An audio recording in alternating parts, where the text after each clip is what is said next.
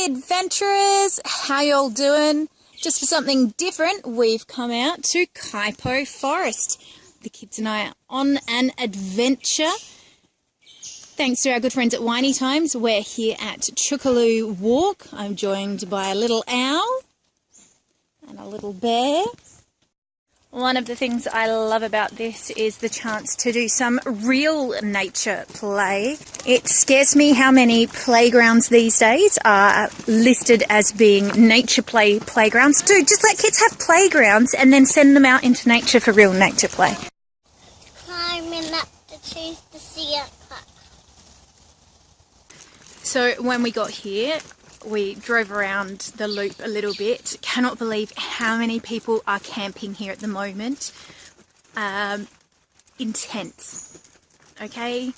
Not just camper vans or caravans or whatever they are, tents. Seriously, we got here and it was 10 degrees.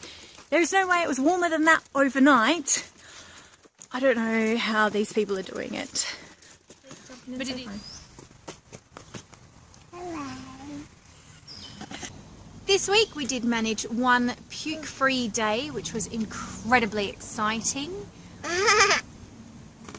Unfortunately, it was not Mother's Day, but I did still have a great Mother's Day, and I hope all you other mums did too. I also managed, in between the rain, to get out and do some gardening.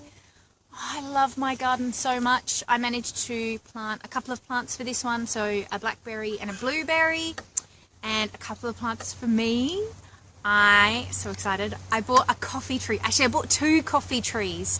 So in 3 years' time, and then however long it takes for the beans to grow after that, I will have my own coffee that I grew all by myself. And by then I'll be drinking it again because I won't be feeding him anymore.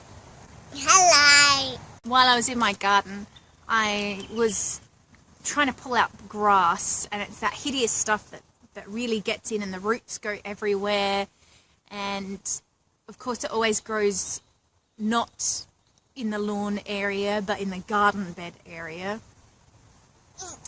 And it made me think, you know, weeding is kind of like parenting. Alright, you need to shush please.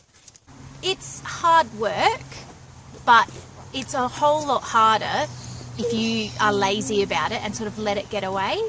But it's also enjoyable and better done with help and rewarding. Just wait. Okay. Thank you. So, I don't know, random thoughts. My garden is going to feature heavily today because it's also sprung my story for the week. So while I was turning up some of the mulch to be able to plant some of my new plants, so many millipedes. Ugh, I hate millipedes, they're disgusting. And I hate them in my house, and you crunch on them and they're gross, right? But I wondered whether they didn't actually serve a purpose in the garden, whether they weren't beneficial. So I went looking it up and I learnt some things. Millipedes have 2 pairs of legs per body segment, like their little legs. Oh, it's gross still thinking about it, but their little legs come out in pairs, and they don't have 1,000 legs. It just kind of looks like it.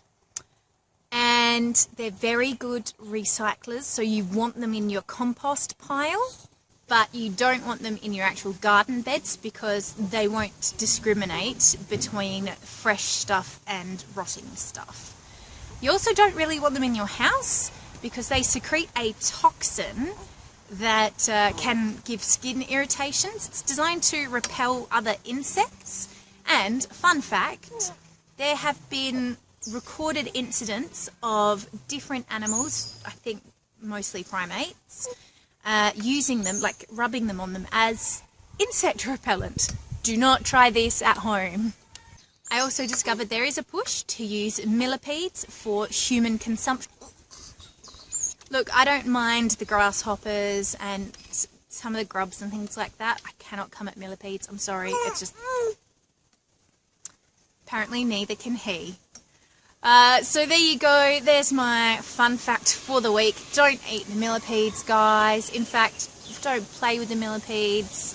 And if you've got any tips on how to keep them out of my veggie patch, I would very much appreciate it. I lost way too many raspberries to them this year.